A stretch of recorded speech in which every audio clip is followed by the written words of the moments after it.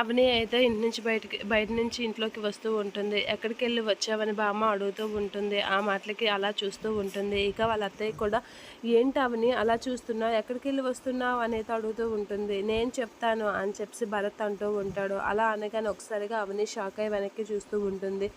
మనము అరెస్ట్ చేపించిన వాడిని ఏడిపించడానికి వెళ్ళింది అని చెప్పి అయితే అంటూ ఉంటాడు భరత్. అలా అనగానే ఒకసారిగా షాక్ అయ్యి అందరూ చూస్తూ ఉంటారు. అవును, వాడిని ఏడిపించుకొని పోలీస్ స్టేషన్ నుంచి వస్తుంది అని చెప్పి అంటూ ఉంటాడు. ఇక పల్లవి అయితే అలా చూస్తూ ఉంటుంది. మంచి పని అయింది అని చెప్పి పల్లవి అయితే అనుకుంటూ ఉంటుంది. ఇక అందరూ షాక్ అయ్యి అలా చూసేసరికి అంతే కదా అవన్నీ, నువ్వు అక్కడికి వెళ్ళి వాడిని విడిపించావు కదా, మేము స్టేషన్లో పెడితే నువ్వు ఎలా విడిపిస్తావు వాడిని, అంతే పోలీస్ స్టేషన్కి వెళ్ళి వాడికి బెయిల్ ఇడిపించి ఇంటికి వస్తున్నావా అని చెప్పి నీకు మేము చేసిన దీని మీద నీకు అంత గౌరవం లేకుండా పోయిందా అని చెప్పి అయితే తిడుతూ ఉంటాడు అక్షయ్. ఇక అవని అయితే అలా చూస్తూ ఉంటుంది.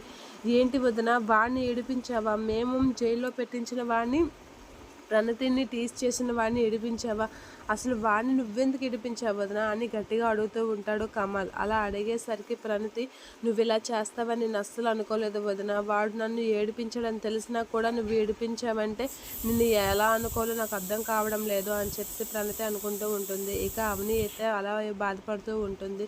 ఏంటక్క ఎందుకు బాధపడుతున్నావు, మామయ్య గారు నిన్ను ఇంట్లో నుంచి బయటకు తోలేస్తారనా, శ్రీకర్ బావలాగా నువ్వు కూడా తప్పు చేసావు కదా అక్క అని చెప్పి అంటూ ఉంటుంది.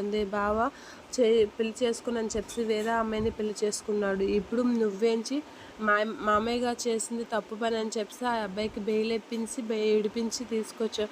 ఎలా అయినా నువ్వు గ్రేట్ అక్క, నువ్వు అనుకునేదే నువ్వు చేస్తున్నావు, ఇంట్లో వాళ్ళు తప్పు అని చెప్పినా సరే నువ్వు ఒప్పని ఆ అబ్బాయిని ఇడిపించావు చూడు, నిజంగా నువ్వు గ్రేట్ అక్క అని చెప్పి అవనితో అయితే పల్లవి అంటూ ఉంటుంది. ఇక అవని అయితే షాక్ అవుతూ ఉంటుంది.